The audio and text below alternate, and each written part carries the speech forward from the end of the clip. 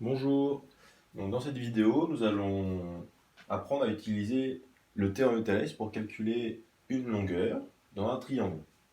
Donc ici, on a notre triangle qui est là.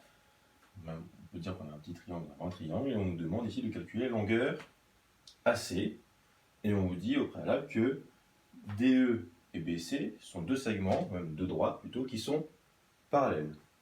Donc avant de commencer, on a un petit rappel ici du théorème de Thalès. Qu'est-ce que c'est? Comment on l'applique et quand est-ce qu'on a le droit de l'appliquer. Donc il faut savoir que le théorème de Thalès, du coup, là, ça se passe dans un triangle, un grand triangle, ici, et à l'intérieur, on a un autre triangle. On dirait qu'on a un petit triangle, en fait, qui est imbriqué dans un autre.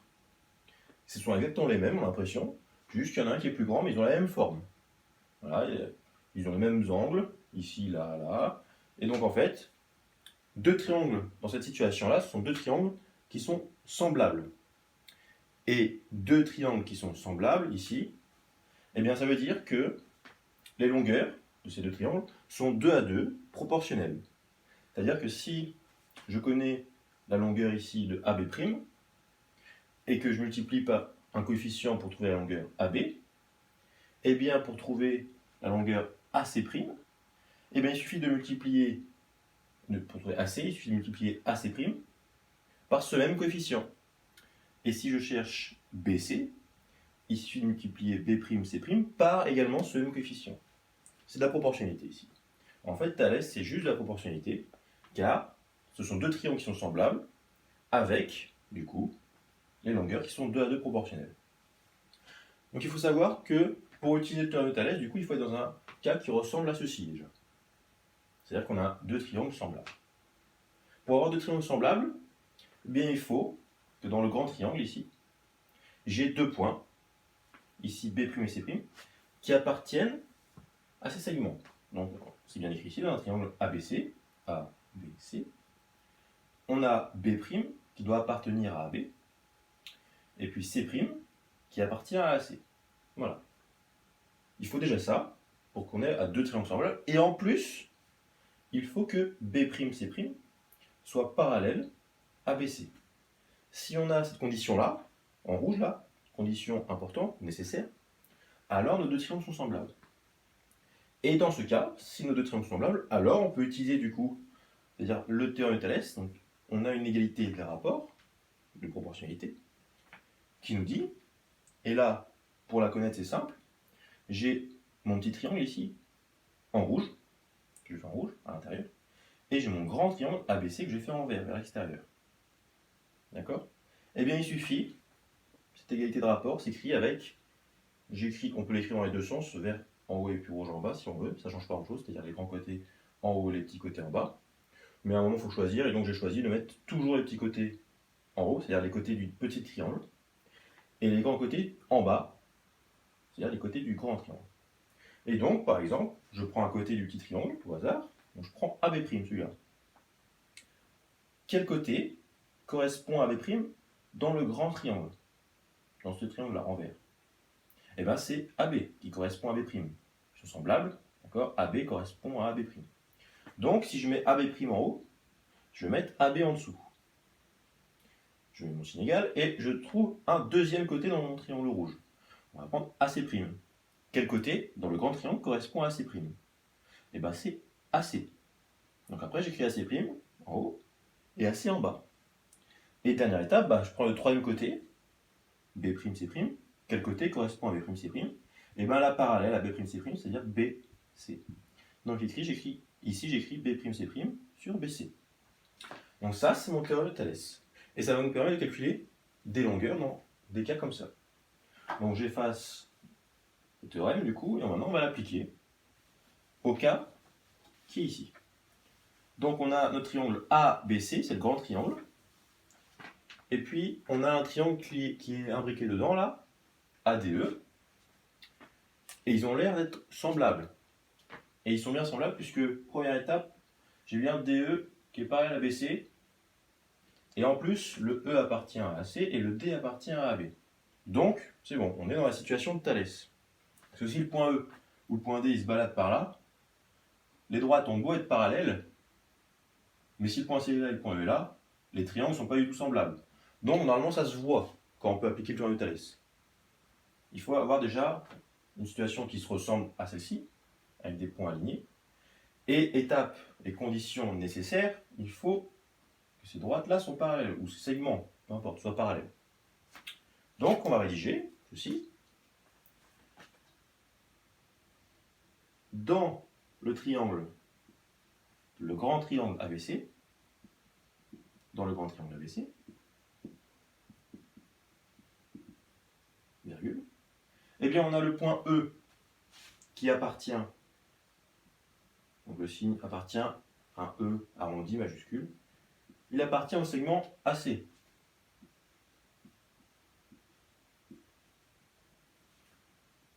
Le point D, donc on va mettre E, le point D il appartient au segment AB. Le point D appartient au segment AB. Et condition nécessaire, sans quoi on ne pourrait pas appliquer le théorème de Thalès, DE, c'est écrit dans l'énoncé ici, DE est parallèle à BC. Donc ça, il faut absolument l'écrire quand vous rédigez un exercice de ce type-là. Il faut absolument écrire ces conditions-là. Par contre, dans un contrôle, etc., parallèle, vous mettez bien DE et parallèle. Vous écrivez parallèle. Vous évitez les notations comme ceci. D'accord? Là, c'est juste pour être plus rapide. Donc voilà, point. On peut donc appliquer et écrire l'égalité des rapports du théorème de Thalès. Donc, et là, j'ai mon petit triangle, donc je repère mon petit triangle. Le petit triangle, normalement, il est là. D'accord? J'ai le même sommet. Tac. Et le grand, il est là. Donc le petit est ici. Du coup, je vais écrire sur la première ligne en haut. Et ben, j'ai qu'à écrire les trois côtés de ce petit triangle. Donc, on va commencer par AD. J'écris AD. Ensuite, je vais écrire AE. Et ensuite, j'écris DE.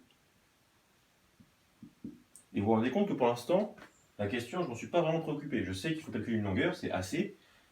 Mais je sais que ça va être théorème de Thalès et je ne m'en préoccupe pas pour l'instant. Je ne cherche pas à regarder, il faut chercher AC. Donc, je regarde où mettre AC tout de suite et puis calculer, etc. Non. Je rédige et on verra par la suite ce que le raisonnement nous amène. Où est-ce que ça nous amène? Donc là, j'ai ça. Ensuite, je mets une barre de fraction en dessous avec inégal. Et maintenant, je regarde le grand triangle. Le grand triangle, qui est semblable au petit ici, il est à l'extérieur là. Il est là. Et donc, je regarde, première longueur que j'ai écrite, c'est AD. Sur le triangle vert, qu'est-ce qui correspond à AD? Et bien, c'est AB. Donc ici, j'écris AB. Ensuite, j'ai AE, qui est là. Dans le triangle vert, quel côté correspond à AE? Ben, c'est AC. Donc en dessous AE, j'écris AC. Puis j'ai écrit DE en dernier. Qu'est-ce qui correspond à 2 dans le triangle vert? Et ben, c'est BC. Donc en dessous DE, j'écris BC.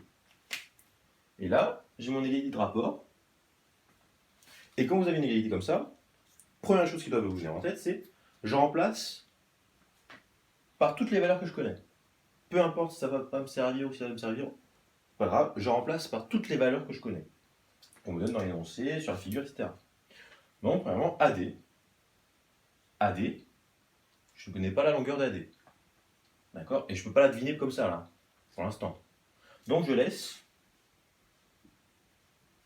AD. Ensuite, j'ai AB. AB, de A à B, je regarde, je n'ai pas non plus la longueur de AB. Je connais la longueur de DB.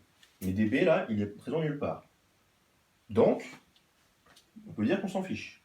Donc, AB, je laisse AB. Ça aurait pu me servir, hein, la longueur DB. Mais là, elle n'y est pas, et pour l'instant, elle ne me sert pas. Ensuite, AE. AE, c'est ici, je vois que ça fait 6 cm. Donc, je remplace AE par 6. En dessous, j'ai AC. AC, je ne connais pas. En même temps, si je connaissais la longueur de AC, la question ne servirait à rien. Parce qu'on me demande de calculer la longueur AC. Donc, en dessous de 6, eh ben, je mets AC. Je remets mon signe égal.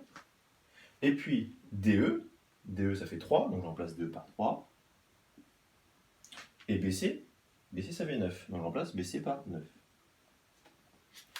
Et donc j'ai ça. Et maintenant je regarde cette égalité, et je remarque que, bon là j'ai rien, donc ça va pas vraiment nous aider. Par contre là, j'ai AC que je cherche, et je connais 3 autres longueurs. Et donc là, dans ce petit carré ici, c'est des signes égales, donc j'aurais pu inverser. Hein. Si j'avais écrit ça avant, si j'avais eu 6 sur AC, puis AD sur AB et 3 sur 9, j'aurais pris celui-là et celui-là. D'accord? Là, ça se tombe bien, ils sont côte à côte. Donc je vais prendre ces 4 mesures-là. Je vais les réécrire ici. Donc 6 sur AC égale 3 sur 9. Bien ça, normalement, ça doit vous faire penser à la quatrième proportionnelle. Je vous rappelle que c'est la proportionnalité ici, je vous l'ai dit au début. Ou encore au produit en croix, c'est une conséquence du produit en croix. Donc pour trouver la longueur AC, quatrième proportionnelle, du coup, il faut multiplier en diagonale, c'est-à-dire ici, les deux longueurs que je connais, donc en diagonale, les deux longueurs que je connais, c'est celle-ci, 6 et 9. Donc je multiplie 6 avec 9, puis je divise ce produit du coup de 6 par 9 par la troisième valeur que je connais, donc ici, c'est 3. Donc, et ce résultat, bien sûr, ce calcul va me donner la longueur de AC. Donc j'écris ensuite AC, ben, ça va être égal à 6 fois 9 divisé par 3. 6 fois 9, ça fait 54, divisé par 3, ça fait 18 centimètres du coup. Comme il y a des unités, là ça va être la même unité, c'est des centimètres. Donc AC fait 18 cm. Et normalement c'est assez logique, du coup, que vous puissiez trouver 18 cm, du coup. Puisque là, je regarde, comme c'est la proportionnalité, d'accord? Les longueurs sont 2 à 2 proportionnelles. DE fait 3, BC fait 9. 9, c'est 3 fois plus grand que 3.